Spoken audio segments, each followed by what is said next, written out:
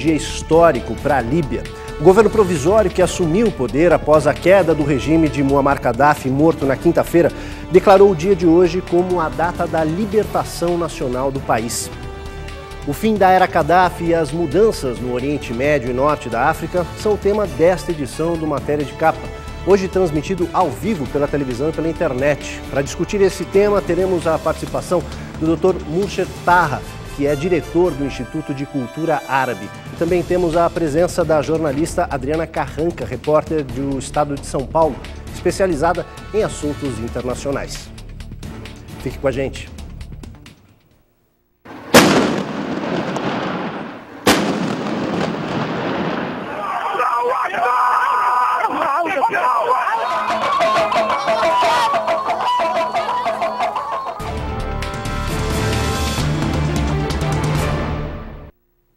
Milhares de pessoas se reuniram neste domingo na cidade de Benghazi, berço do levante popular que levou à derrubada do regime, para as comemorações de uma data histórica, o Dia da Libertação Nacional do país. A multidão cantava o hino nacional da Líbia e comemorava o fim da Guerra Civil. A convocação foi feita pelo Conselho Nacional de Transição, que comandou a luta contra o antigo regime e agora assume o poder de forma provisória. O principal dirigente do Conselho, Mustafa Abdel Jalil, pediu ao povo que adote um espírito de paz e de reconciliação. O Conselho anunciou que as eleições para uma Assembleia Constituinte serão realizadas dentro de 8 meses. Além de redigir a nova Constituição do país, essa Assembleia será encarregada de promover as eleições presidenciais. Foram mais de 40 anos de ditadura e 8 meses de uma guerra civil que resultou na morte de milhares de pessoas. Afinal, o homem que conduziu o destino do país como um monarca nestas 4 décadas foi capturado ao tentar se esconder numa canalização de esgoto. A multidão arrastou Gaddafi, que estava bastante ferido, para fora da tubulação de esgoto onde ele havia se escondido na companhia do filho Mutassim. Ao fundo ainda se ouvia a troca de tiros entre os soldados leais ao ditador e os rebeldes. As pessoas gritavam a saudação tradicional dos muçulmanos, Allahu Akbar, que significa Deus seja louvado. Também diziam, não o matem, precisamos dele vivo. Mas não demorou muito para que ele aparecesse morto com um tiro na cabeça. As circunstâncias da morte não foram esclarecidas. Aparentemente ele foi baleado a queima-roupa. Um porta-voz do movimento rebelde disse que ele morreu no tiroteio, mas as últimas imagens mostram que ele já não tinha condições de oferecer resistência. Essa possibilidade levou organizações internacionais de direitos humanos a protestarem pelo fato dele não ter sido preso e submetido a julgamento. Após a saída da multidão, grupos de rebeldes inspecionaram a canalização de esgoto, onde a comitiva havia se refugiado. E mais tarde também foi exibido o corpo do filho Mutassim. Representantes do Conselho Nacional de Transição decidiram que os funerais de Gaddafi serão realizados em local secreto e data indefinida. Eles querem evitar que o ex-ditador ganhe a imagem de um mártir e o local do sepultamento se transforme em ponto de peregrinação. A captura e morte de Gaddafi põe fim a um conflito que se arrastava desde o início do ano, quando a população se rebelou contra o governo, em meio aos levantes da Primavera Árabe. A Guerra Civil começou em fevereiro, quando as forças rebeldes tomaram a cidade de Benghazi. As tropas do governo foram pegas de surpresa e os rebeldes conseguiram avançar centenas de quilômetros em direção à capital, Trípoli. De repente, o cenário de guerra mudou. As tropas de Gaddafi conseguiram se reorganizar e recuperaram o terreno perdido. Nesta altura do confronto, os rebeldes sofreram pesadas baixas e houve quem questionasse suas chances de vitória. Foi então que as potências ocidentais decidiram intervir no conflito. Ao longo de todo o conflito, a participação da OTAN se limitou aos bombardeios aéreos e fornecimento de armas e munições aos rebeldes. Aviões de reconhecimento também transmitiam informações aos insurgentes sobre a posição das tropas governamentais, a fim de facilitar os bombardeios e os deslocamentos. Aos poucos, os rebeldes avançaram ao longo da costa líbia. Foram inúmeros os obstáculos até que conseguiram invadir a capital Trípoli. Após a tomada da capital, era a vez de Sirta, cidade natal de Gaddafi. Ali a resistência foi dura e os dois lados sofreram muitas baixas.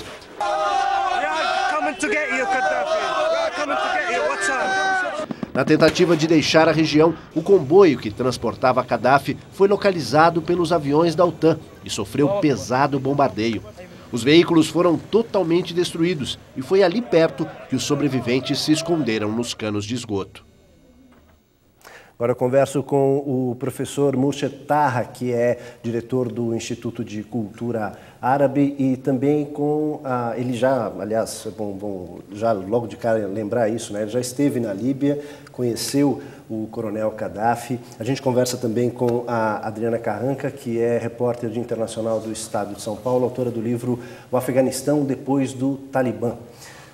Obrigado pela participação de vocês aqui, por estarem aqui com a gente. Eu queria começar essa conversa lembrando um pouco essas imagens que a gente acabou de ver. Chama um pouco a atenção essa revolta demonstrada nas imagens contra a pessoa dele, né? Quer dizer, o ódio contra ele era uma coisa muito, muito viva e muito presente, não só, vamos dizer assim, nos lugares por onde ele deixou inimigos, mas dentro do país, né, professor? Boa noite, obrigado pelo convite. Isso realmente ficou claro pelas imagens, né?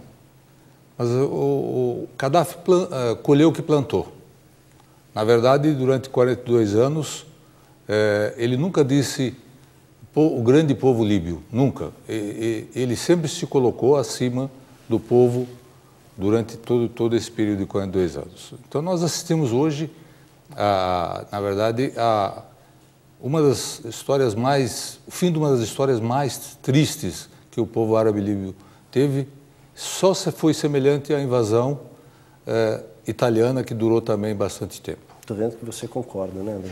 Eu concordo, é o que o professor falou, ele não deixou amigos, não é? Agora, o que o CNT, o Conselho, vai ter que provar é que esse novo governo também não pode nascer de uma vingança, né? E se basear nisso. Esse governo novo vai ter que provar transparência, justiça, cumprimento das leis internacionais. Então, a morte do Gaddafi, ela é delicada, embora, como o professor falou, ele não deixou amigos, mesmo dentro da Líbia, entre o povo, mas é importante essa demanda da ONU e das organizações internacionais para que isso seja investigado, porque não é bom para o país que ele nasça de uma vingança e de uma execução sem explicação, porque ele nasce errado, né? Nasce torto. Agora, é difícil isso, porque as agências internacionais já hoje davam, quer dizer, ele passou por uma necrópsia, foi constatado aquilo que as imagens já haviam mostrado, quer dizer, ele recebeu um tiro na cabeça. A quem interessava a captura do Gaddafi vivo? Não interessava nem ao Conselho Nacional Provisório, porque a maioria do Conselho foram ministros do Gaddafi durante todo esse período. Exatamente. Tanto é que o presidente do Conselho, até recentemente, até no passado, era ministro da Justiça. Exatamente. Não interessava também aos líderes das grandes potências, especialmente os Estados Unidos e a Inglaterra. Porque depois da invasão do Iraque, o Gaddafi entregou todas as armas, supostas armas químicas, aos Estados Unidos, e daí ele realmente fez acordos secretos, serviço secreto da Líbia com o serviço secreto americano, e essa situação poderia comprometer os dirigentes desses países. Então, Gaddafi vivo não interessava nem aos atuais dirigentes líbios e não interessava às potências ocidentais. Então, ele tinha que ser liquidado, sem dúvida. Tá certo, isso ficou claro. A gente já continua conversando. Esse era o momento mais esperado pela maioria do povo líbio. Assim que foi anunciado o fim do regime, a população comemorou. Nas ruas o clima era de festa. Tiros para o ar se misturavam com fogos de artifício. Até as crianças seguravam armas. Líbia livre, diz a inscrição feita na testa. Na capital, Trípoli, as pessoas cantavam e dançavam para comemorar o acontecimento. Em Misrata, uma das cidades mais importantes do país, os fogos iluminavam os céus, enquanto os motoristas desfilavam com bandeiras. As pessoas acreditam que um novo tempo está começando. Pelo menos duas grandes questões se colocam agora diante do governo de transição da Líbia. A reconstrução do país, arrasado pela guerra civil, e a unificação das tribos em torno de um projeto de estabilidade política. As esperanças dos países ocidentais, que são antigos clientes do petróleo líbio, estão depositadas nos representantes do Conselho de Transição, a quem caberá a tarefa de promover a institucionalização do país. As grandes potências que ao longo de décadas conviveram com o regime de Gaddafi certamente vão tentar participar das duas etapas, da política interna e da reconstrução da infraestrutura, que vai custar bilhões de dólares. Inglaterra, França, Estados Unidos e Itália esperam dividir as fatias deste bolo, uma espécie de recompensa pelo apoio dado aos rebeldes que saíram vencedores. No próximo bloco, as reações dos Estados Unidos e França e a posição do Brasil diante do fim do conflito na Líbia. A gente volta já.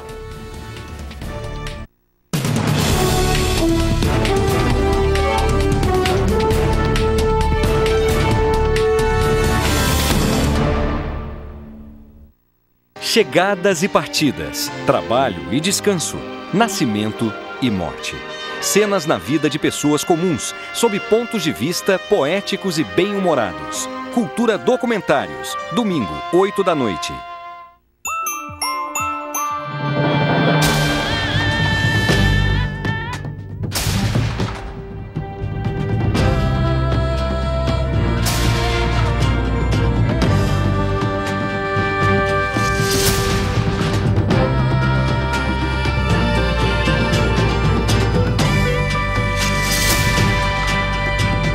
Bradesco, presença lado a lado, onde quer que seja.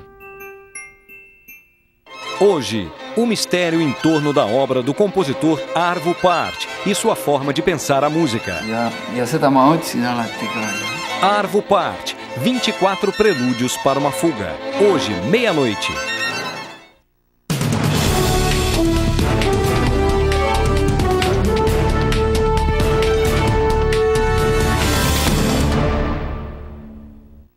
Se esperar, dirigentes de vários países comentaram o desfecho da crise na Líbia e falaram sobre as possibilidades de mudanças no país. Em Washington, o presidente Barack Obama declarou que a morte de Gaddafi marca o fim de um longo e doloroso capítulo. Para ele, o povo líbio ainda tem pela frente um caminho difícil antes de alcançar a democracia plena. Mas ressaltou que o país poderá contar com a ajuda dos Estados Unidos e da comunidade internacional. Que a Libye retrouve sa liberté et un espoir démocratique. Por sua vez, o presidente francês Nicolas Sarkozy disse que o novo governo da Líbia deve buscar a reconciliação para construir o futuro do país. Sarkozy destacou a participação das forças da OTAN nos conflitos, mas negou que soldados da coalizão tenham tomado parte nas operações de terra que resultaram na morte do ditador. O ministro de Relações Exteriores britânico William Hague se encontrou com o representante do Conselho Nacional de Transição da Líbia, na capital Trípoli. O ministro anunciou o restabelecimento da diplomacia entre os dois países e a liberação de depósitos em dinheiro em bancos ingleses que estavam congelados desde o início dos conflitos. A Líbia mantém mais de 150 bilhões de dólares em depósitos no exterior, principalmente em países da Europa e nos Estados Unidos. A presidente Dilma Rousseff falou sobre a morte de Muammar Gaddafi durante viagem que fez nesta semana à África. Dilma Rousseff foi a Angola, país governado há 32 anos por José Eduardo dos Santos. O presidente angolano agora é o governante africano há mais tempo no poder. De lá, a presidente falou sobre o futuro da Líbia. Eu acho que a Líbia ela está passando por um processo de transformação democrática. Agora, isso não significa que a gente comemore a morte de qualquer líder que seja.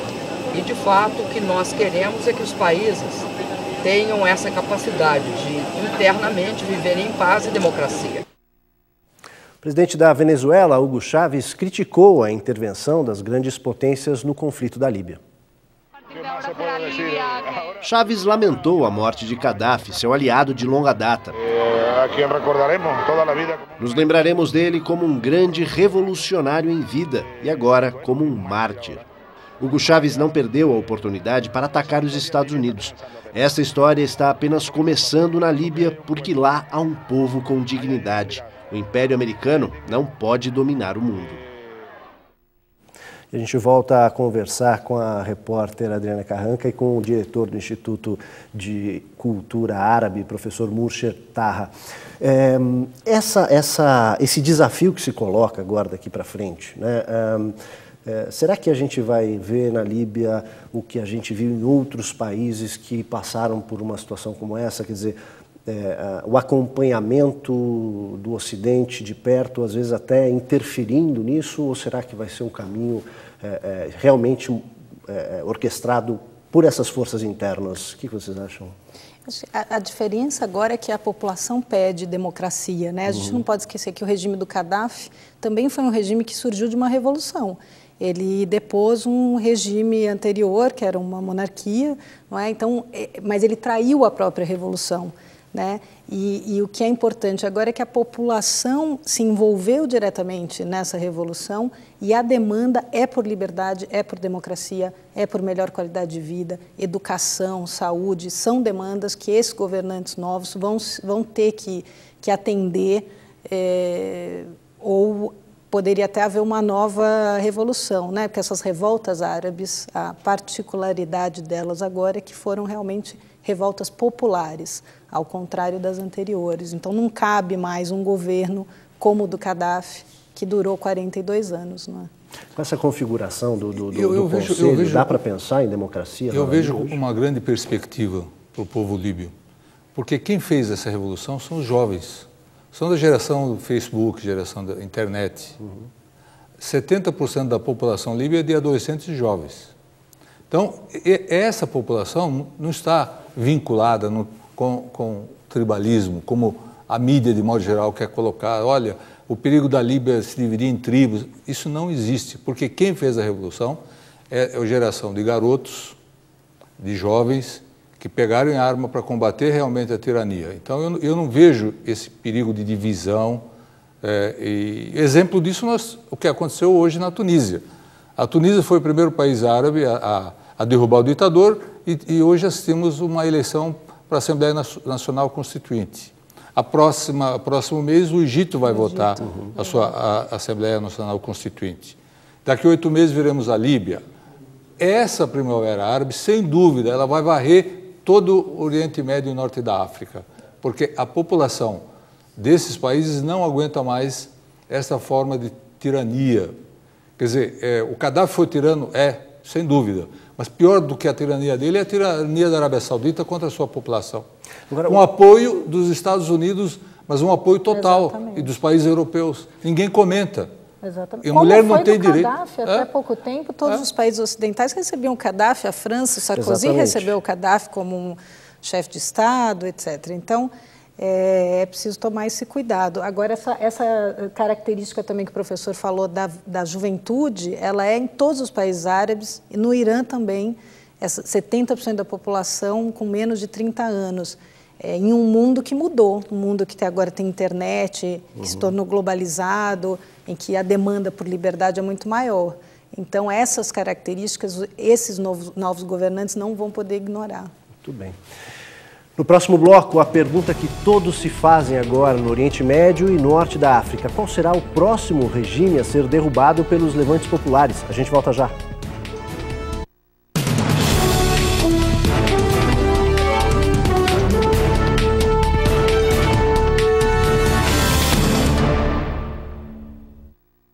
No Roda Viva, o prefeito de São Paulo, Gilberto Kassab, em pauta a criação de mais um partido, o PSD, no qual cabe todo mundo. E enquanto isso, para onde vai São Paulo? Segunda, 10 da noite, ao vivo, Roda Viva. Roda Viva, apoio Bradesco, presença lado a lado com o esporte brasileiro. Exclusivo! Estamos aqui na Casas Bahia e a loja tá lotada. É que os preços estão muito baixos, olha só! Aproveite, tem cafeteira Electrolux por R$ 39,90 à vista. Não perca também ferro a vapor Black & Decker por apenas R$ 49,90 à vista. Eu não disse? Loja lotada é sinal de preço baixo mesmo. Liquidificador Valita por apenas R$ 69,90 à vista. E não perca, centrífuga inox a partir de R$ 99,90 à vista. É preço baixo mesmo. E é tudo sem juros e sem entrada. Olhe lá. Corra pra Casas Bahia! DVDs Cocoricó. Para cantar, dançar e brincar.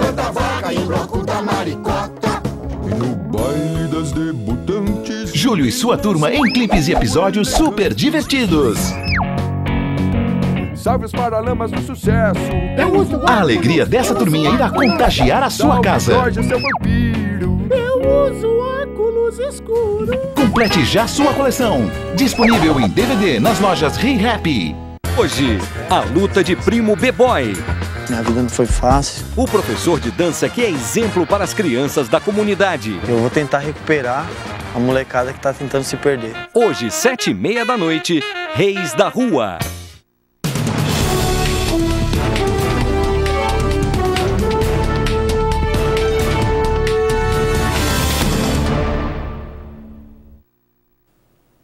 A trajetória do ex-dirigente líbio sempre foi polêmica.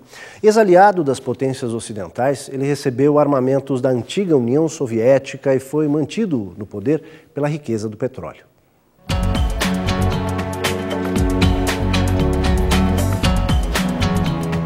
Um excêntrico, assim Muammar Gaddafi era visto no Ocidente, de quem foi ora aliado, ora inimigo.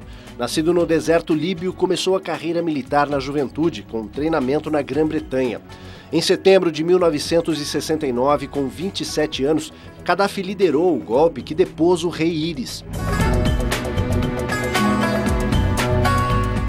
Na década de 70, publicou seu livro verde, onde apresentava uma alternativa nacional ao socialismo e ao capitalismo. Abandonou o uniforme militar e passou a usar trajes típicos. Cultivava uma figura messiânica diante das massas, com discursos anti-americanos. Recebeu apoio soviético, de onde vieram os tanques que engrossavam as fileiras de seu exército. Fracassou na tentativa de unir o mundo árabe em torno da sua ideologia e tentou fazer o mesmo com a África. Entre outros ataques terroristas, foi acusado de financiar a derrubada do avião da Panam, que caiu sobre Lockerbie, na Escócia, em 1988, matando 270 pessoas. Depois de sofrer um embargo ocidental, prometeu desligar-se das atividades terroristas. Em 2009, fez uma aparição na Assembleia das Nações Unidas. No discurso de 1h30, criticou a ONU por não ter garantido a paz e acusou as potências ocidentais de serem as responsáveis pelas injustiças no mundo. Depois de comandar o país como um imperador por mais de 4 décadas, teve um final inglório ao ser capturado dentro de um cano de esgoto.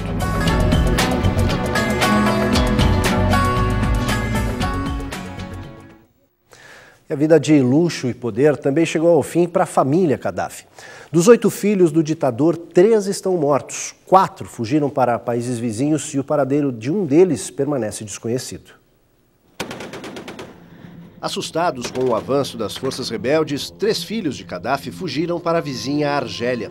Mohammed, filho mais velho do ditador, era o supremo comandante das Forças Armadas até o início dos conflitos. Hannibal também seguiu a carreira militar e se envolveu em inúmeros episódios de violência. Em 2008, foi preso por agredir 2 funcionários do hotel em que estava hospedado, em Genebra, na Suíça. Grávida de 9 meses, Aisha saiu às pressas do país, deixando para trás uma vida de luxo. Em sua mansão, os rebeldes encontraram objetos banhados a ouro e se divertiram na piscina coberta de uso exclusivo da filha do ditador. O Níger, outro país que faz fronteira com a Líbia, deu abrigo a Saad, comandante das forças especiais de Gaddafi e jogador de futebol profissional. Mas nem todos os filhos do ditador tiveram a mesma sorte. 3 deles, Kamis, Saif al-Arab e Mutassim, morreram durante os conflitos. Este último ainda aparece com vida neste vídeo, gravado pouco depois dele cair nas mãos dos rebeldes. Algumas televisões árabes chegaram a anunciar a captura de Saif al-Islam, o filho preferido de Gaddafi e considerado seu sucessor político. Ele estaria ferido e em poder das forças rebeldes.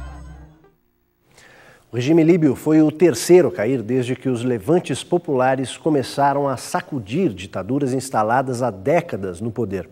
A pergunta que se faz agora é quem será o próximo? E as atenções se voltam para a Síria. Na Síria, a população está nas ruas há meses, exigindo a derrubada de Bashar Assad.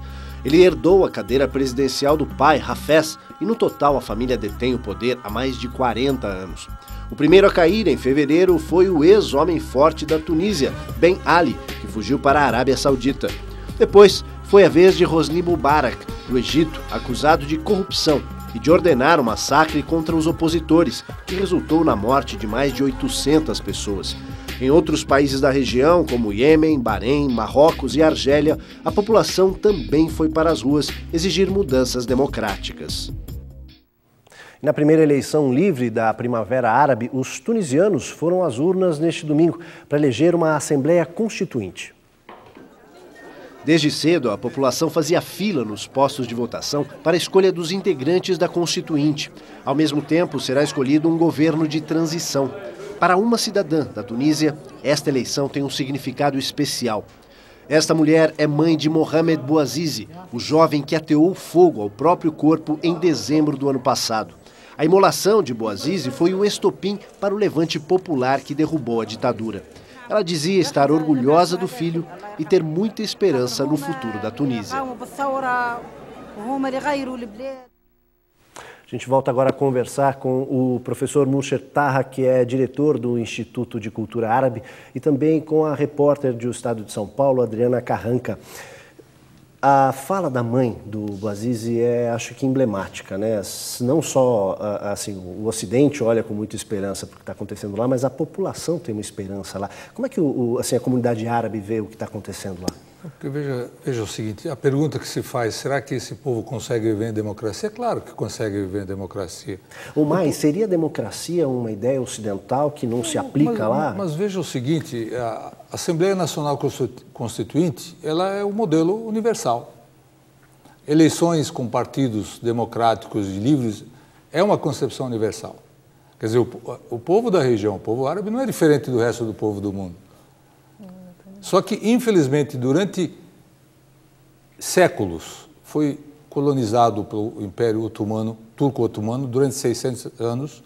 Depois vieram os europeus, ingleses, franceses, italianos, espanhóis, dominaram esse povo durante quase um século e meio. E depois veio outra forma de império, que o Império Americano, colocando esses ditadores para dirigirem o destino, espoliar a riqueza dessa nação. Então, o que esse povo quer é viver com qualidade de vida decente, ter uma escola para educar o filho, hospitais para poder se tratar, poder ter a liberdade de expressão. É isso que eles querem, não querem nada mais. Ninguém está exigindo o impossível. É o que todos os povos do mundo conseguiram e esse povo está querendo também conseguir. Falou muito bem o professor. É exatamente isso. Foi uma grande falácia, na verdade, o que diziam durante tantos anos sobre o povo árabe ou o povo muçulmano, de que não queria democracia. E aí, de repente, essa população jovem vai para as ruas e mostra e demanda justamente a democracia, a liberdade. Quer dizer, todos os países que eu visitei, as pessoas querem as mesmas coisas. Alimentar seus filhos, colocar seus filhos na escola, liberdade, qualidade de vida, não é? Então, isso não, a região não é diferente de nada, de nenhuma outra região do mundo. Você esteve no Egito, no Irã, no Afeganistão. Dá para dizer isso desses outros países? Dá. O Irã, por exemplo, eu tive num momento um pouco antes das eleições em 2009 e você via já a população indo para a rua para protestar contra o governo. Aquilo ali é um caldeirão realmente, né?